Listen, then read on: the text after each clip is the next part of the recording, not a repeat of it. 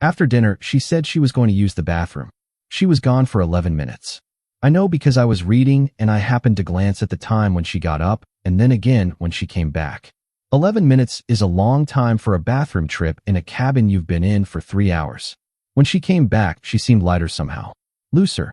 She poured more wine and curled up on the couch and put on music, and for a while it was almost exactly what I'd hoped the weekend would be. At the time, I thought I was overthinking it. I almost convinced myself. We went to bed around 11. The cabin had one bedroom with a big bed and a quilt that smelled like cedar, and outside the window you could hear the kind of silence that cities make you forget exists. No traffic, no neighbors, just wind in the trees and nothing else. Samantha fell asleep fast. Or I thought she did. I couldn't sleep. That happened to me sometimes. Too much wine, a different bed, thoughts that wouldn't settle. I lay there for maybe an hour, just staring at the ceiling before I finally started to drift. That's when I saw it. The light under the blanket. She was on her side, facing away from me, and the phone was in front of her, tucked close to her chest, the screen brightness turned down low. But low isn't off, and the room was dark enough that even low was visible. She was awake. She was texting someone. At midnight. In a cabin in Vermont. I lay still for a moment, deciding what I wanted to do. "Hey," I said quietly. Not accusatory, just present. She went still immediately. The phone screen went dark. "You awake?" I said. "MHM. A sleepy sound. Performed. Just couldn't sleep." "Who are you texting?" A pause that lasted 1 second too long. "Nobody. Just looking at something." "At midnight." She turned over then, and in the dark I could see her face, and she looked irritated in that particular way that people look irritated when they've been caught, but don't intend to admit it. "Why are you policing my phone?" "I'm not. I just asked." It sounded like more than just asking. It was literally just asking. I don't like the tone. And here's the thing about people who are doing something they shouldn't be doing. They are extraordinarily good at making you feel like the problem. She turned it around so smoothly and so fast that I found myself apologizing within 2 minutes. Not for anything specific. Just for the atmosphere. Just to make the tension go away. She accepted the apology. She put the phone on the nightstand, screen down. And I lay there in the dark, staring at the ceiling again, telling myself I was wrong about all of it. Maybe I was just tired. Maybe I was projecting something. Maybe she really had just been reading. I almost believed it. I woke up at 5:47 in the morning. The room was gray with early light, that specific quiet blue-gray that happens before the sun actually arrives. Samantha was asleep, really asleep this time, her breathing slow and deep. I got up carefully, the way you move when you don't want to disturb someone. I had no intention of looking at her phone. I want to be clear about that. I got up because I couldn't sleep and I wanted coffee, and I was going to sit by the window and watch the trees and let my mind settle. Her phone was on the edge of the nightstand. It was closer to my side than hers. And as I reached past it to pick up my watch, the screen lit up. A notification preview. The phone recognized my movement as proximity, and the screen activated automatically. One of those settings that turns the display on when it senses motion. I didn't unlock it. I didn't touch it. I just read what was already visible on the screen. "Cameron, last night was the one thing getting me through this week. When can I see you again?" I stood there. I stood there for what felt like a very long time, though it was probably 15 seconds. "Cameron." The message was still on the screen when I turned and looked at Samantha, asleep in that cedar-smelling bed, in the cabin she had found and booked, in the middle of a weekend she had planned. A weekend that I now understood, with a clarity that felt almost physical, had not been planned entirely for me. I thought about waking her up. I thought about what I would say, what she would say, how the conversation would go. I've had enough arguments to know how that one ends, with denial and deflection, and eventually a partial admission wrapped in so much justification that the original thing gets buried. I'd seen it happen to other people. I'd watched friends go through it. The confrontation never gives you what you think it will. It just gives you a longer version of the same pain. So I didn't wake her up. I went to the kitchen. I made coffee. I drank it standing up, looking out the window at the Vermont trees in the early morning gray. Then I went back to the bedroom and I packed my bag. Quietly, methodically, folded everything the way I'd brought it. Retrieved my charger from the outlet by the dresser. Picked up the book I'd brought but hadn't read. Put on my shoes in the hallway so the sound wouldn't wake her. I left my key to the cabin on the kitchen counter. I left no note. I walked out to my car in the cold morning air, and I put my bag in the back and I sat in the driver's seat for a moment, just breathing. Then I drove. She didn't even know I was gone. The first call came at 9:14 a.m. I was already 2 hours south on the highway, coffee going cold in the cup holder, radio off, just the sound of the road. I didn't answer. The second call came 12 minutes later. Then a text. Where are you? I woke up and you were just gone. I kept driving. By the time I got back to the city, there were 7 missed calls and a string of texts that started confused, moved into worried, and then arrived at something that I can only describe as strategically wounded. The final one read, I don't know what I did, but I'm scared. Please just talk to me. I sat in my apartment for an hour before I called her back. The conversation lasted 40 minutes. She cried early and often. She said she hadn't been texting anyone at midnight, or if she had, it was just a friend checking in. She said Cameron was someone she'd known for years, an old friend, nothing more. She said the message I'd seen, and she admitted she knew I'd seen it, had been taken out of context, and that if I'd just woken her up, she could have explained everything. She said I had trust issues. She said my leaving without a word was cruel.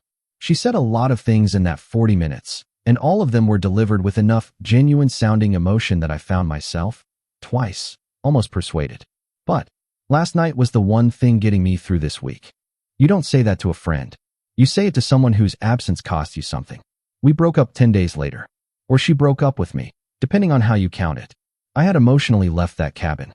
She made it official with a conversation in a coffee shop where she was very composed and said she needed something different right now and that she cared about me deeply, but something had been missing for a while. She said stability can become a ceiling, and I thought briefly of the cabin table and the fire and the wine and that sentence she'd said like it was harmless. Apparently, it wasn't harmless. Apparently, it was a position statement. Our friend group split the way friend groups do, not dramatically, not with declarations, but with a slow gravitational reorganization. Some people stayed closer to her. That was fine. Bradley stayed close to me, which I expected. Griffin was diplomatic in the way Griffin always was, which I also expected. Nathaniel was the one who surprised me.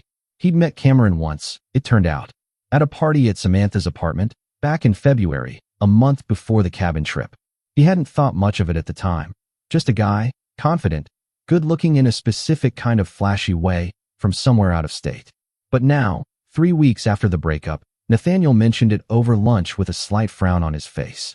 Something about that guy was off, he said. What do you mean? He shook his head slowly. I don't know exactly. He just had too many stories. Every question you asked him, he had a story, but the stories never quite lined up. I nodded and didn't say much more, but I filed it away, because something about Cameron had been bothering me too, and I hadn't been able to name it. Until now it had a shape. The stories never quite lined up. The months that followed were quieter than I expected. Not easier, necessarily, but quieter. Less turbulent. There's a difference between easy and quiet that I came to understand slowly during that period. Easy means nothing hurts. Quiet means you've found a pace at which the hurting is manageable. I went to the gym in the mornings. I'd been inconsistent about it for years, always finding reasons to push it later in the day until later became not at all. But with nothing to coordinate my schedule around, with no one's plans to accommodate, the mornings opened up and I filled them. Work was good. I put more into it than I had in a while, not as distraction exactly, but as something to build. I was good at my job, and I'd been coasting on good enough for longer than I'd admitted to myself. I made a discipline out of no contact. Not because someone told me to. Not because I'd read about it.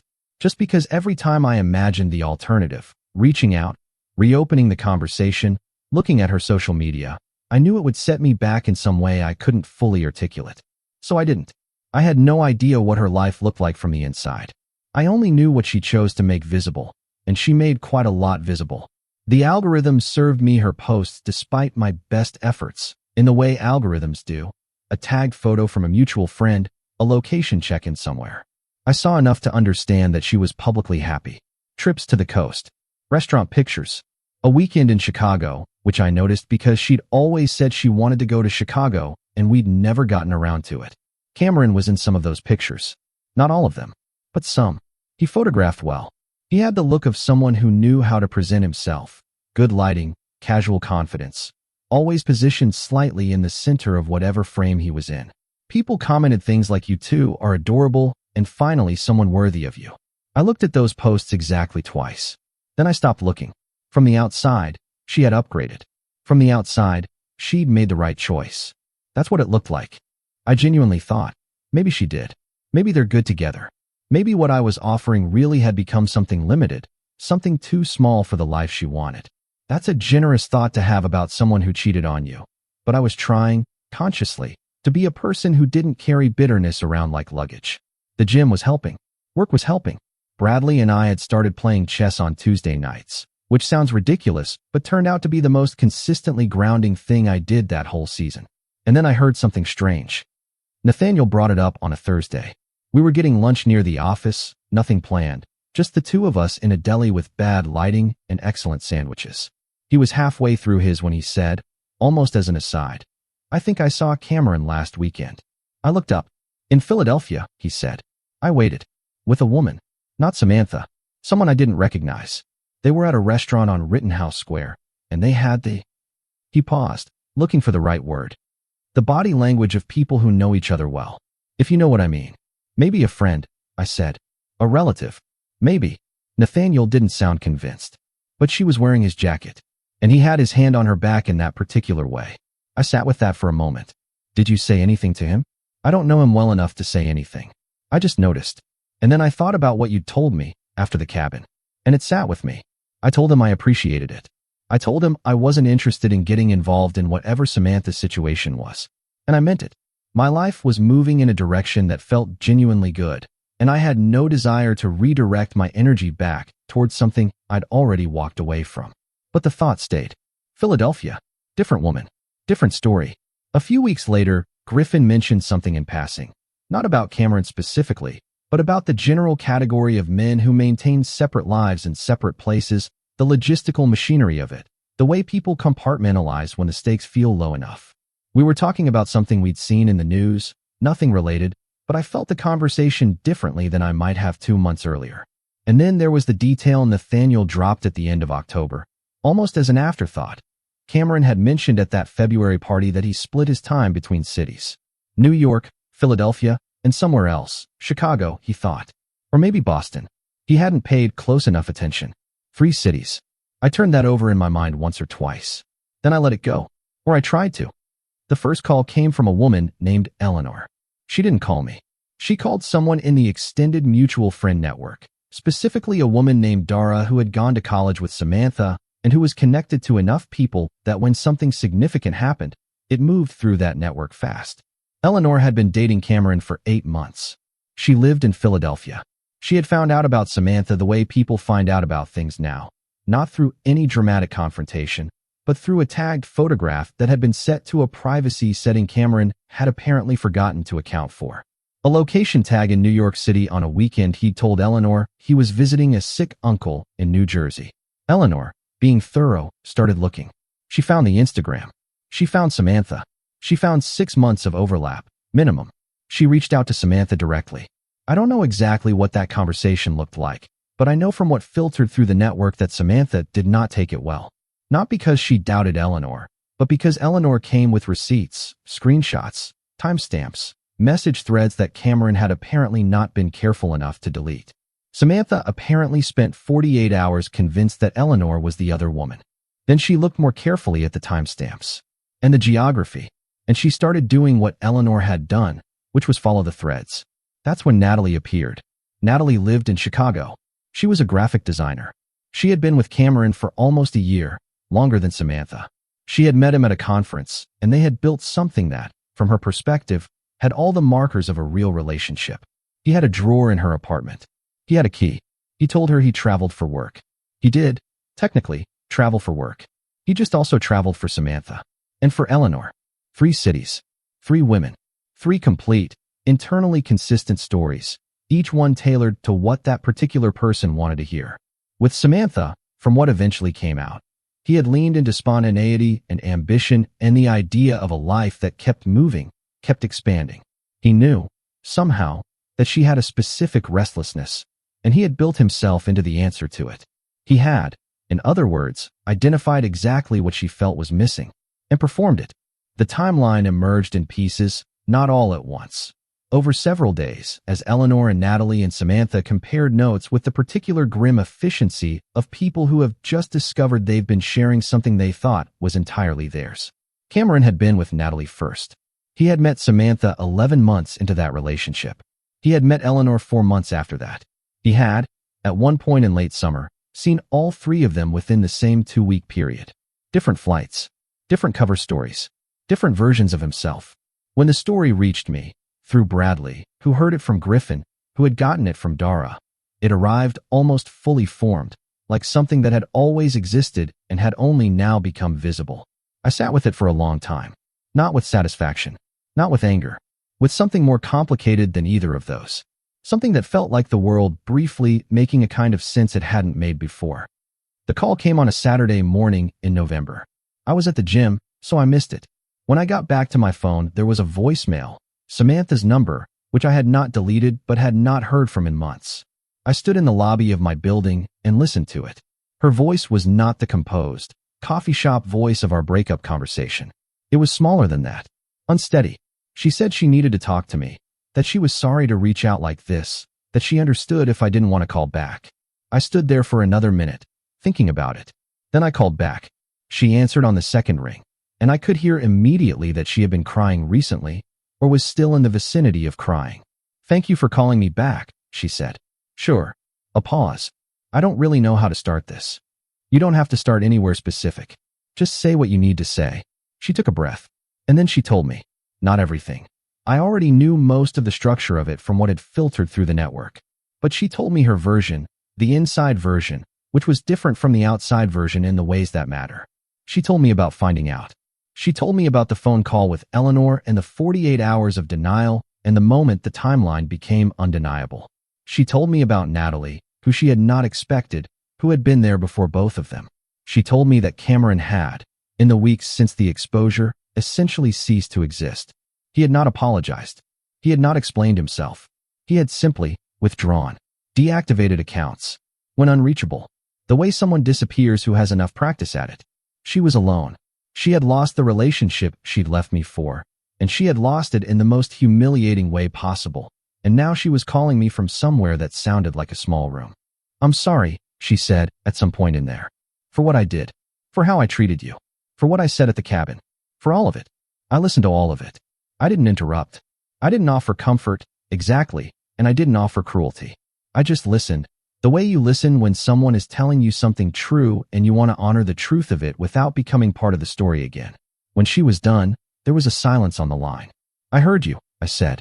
"I appreciate you telling me. Is that all you're going to say?" I thought about it. "I think so," I said. "Yeah." She was quiet for a moment. Then, "Are you okay? Like genuinely, are you okay?" It was a strange question to be asked by her, in this context, on this day. But I considered it honestly. "Yeah," I said. "I really am." We stayed on the line for another few seconds without talking. Then she said goodbye. I said goodbye. I went upstairs and made breakfast and watched the Saturday light move across the floor of my apartment, and I noticed that I didn't feel triumphant. I just felt finished. The thing about understanding something late is that you then can't ununderstand it. I spent a few days after that phone call going back through things. Not obsessively, not in the way that consumes you, but with the particular attention of someone who has been given a new lens and wants to see what it reveals. The phone habits, first. I had noticed the face-down phone at the cabin, and I had told myself it was nothing. But I remembered, now, that it had been face-down at other dinners too. Not always. Not dramatically. Just often enough, in retrospect, to form a pattern. I had never said anything because I had no reason, or told myself I had no reason, and because bringing it up would have meant admitting I'd noticed, which felt somehow like an accusation. The bathroom trips. Not just the cabin. I remembered an evening in September at a restaurant in the West Village, when she'd been gone long enough that I'd started to wonder. She'd come back saying there was a line. Maybe there was. But September was 2 months before we ever went to Vermont, which meant if Cameron was already in the picture by then, the timeline was longer than I'd assumed. The distance. There had been stretches of it, looking back, that I had attributed to stress or mood or the natural rhythm of a long relationship. I am not a person who demands constant closeness, so I had absorbed those stretches as normal. They might have been, but they might also have been something else, the cognitive and emotional overhead of maintaining a version of yourself for multiple people at once. That takes something out of you. You can see it, in retrospect, in the quality of someone's presence. They're not entirely in the room because part of their attention is elsewhere. She had not been entirely in the room for longer than I'd admitted. I had known it and not known it at the same time, which is the particular torment of a slow betrayal. It doesn't arrive as a single blow. It arrives as an accumulation of small wrongnesses that you keep explaining away until you can't anymore. The cabin had been the moment I couldn't anymore. Not the text, exactly. The text was confirmation. The moment was earlier. Her face at the table, the glow of the screen beneath the blanket, and that sentence. You're the only man I know who could make stability feel boring. She hadn't been criticizing stability. She had been telling me that she had already found something that felt less boring to her, and that the contrast between those two things had become impossible to ignore. She had been, in the most indirect way possible, saying goodbye, and I had driven away the next morning without knowing it, and it had turned out to be the best driving I'd ever done. I thought about the ring I hadn't bought, the apartment we hadn't signed, the account we'd shared for ordinary expenses, which had been separated without drama within a month of the breakup, each of us retrieving what was ours without incident. None of those things had happened. The future I'd imagined had not arrived, and I realized, sitting with it now in November light, that I was not grieving any of it. Not the ring, not the apartment, not the imagined future. The grief I'd carried for a while wasn't for those things. It was for the person I'd thought she was, who had turned out to be a more complicated version of herself than I'd known. It was for the 2.5 years, some of which had genuinely been good years, before whatever this was had become what it became. That grief was real, and it had been worth feeling. But it was done. The decision to leave that cabin, made quietly in the gray 5 a.m. light with a phone screen I hadn't even touched, that decision had saved me from the longer, more expensive version of this story. It had saved me from an engagement I would have made in good faith to someone who was not present in good faith. It had saved me from a lease signed with someone already planning an exit. I packed my bag that morning without knowing any of that. I just knew that something was wrong and that I was not willing to pretend otherwise. That, it turned out, was enough. By December, I had a new apartment. 1 floor up from my old one, different building, better light. I'd finally acted on the window preference I'd had opinions about when Samantha and I were touring places that we never moved into. The space was mine in a way that felt deliberate rather than default. Bradley came over, and we played chess at the kitchen table, and he said the apartment suited me, and I believed him. Griffin stopped by one evening with food from a place he liked, and we stayed up too late talking about nothing important and everything real. These were the friendships that had stayed. Not because they chose a side, but because they were the kind of people who understood that loyalty isn't about drama. It's about showing up on an ordinary Tuesday with no particular reason. Nathaniel and I had lunch every couple of weeks. He had started seeing someone new, someone unconnected to any of the previous social geometry, and he seemed lighter for it. The gym in the mornings had become the kind of habit I no longer thought of as a habit, just the shape of the day. Work had gone well in the ways that work goes well when you stop using it as distraction and start using it as purpose. I was okay. Not in the qualified sense that people mean when they're not okay, but want to seem functional. Actually okay. The particular kind of okay that comes from having gone through something that tested the quality of your own decisions and finding out that, on balance, you made the right ones. Samantha was still out there, living her life, navigating whatever came next for her. I didn't wish her harm. I didn't wish her anything, exactly. She existed at the edge of my life and was welcome to remain there, at that distance, indefinitely. There would be no reunion, no dramatic comeback, no final conversation that rewrote the meaning of everything that had come before. There was just the day, and the next day, and the quality of the choices I made in each one. I thought about the drive home from Vermont sometimes. The empty highway in the early morning. The cold air when I'd walked to the car. The way the trees looked in the gray light, bare and still, and somehow clarifying, like a landscape stripped down to what was essential. I had made that drive alone. I had arrived home alone, and I had begun, from that quiet arrival, to build something that belonged entirely to me. The silence I drove home with became the best decision of my life.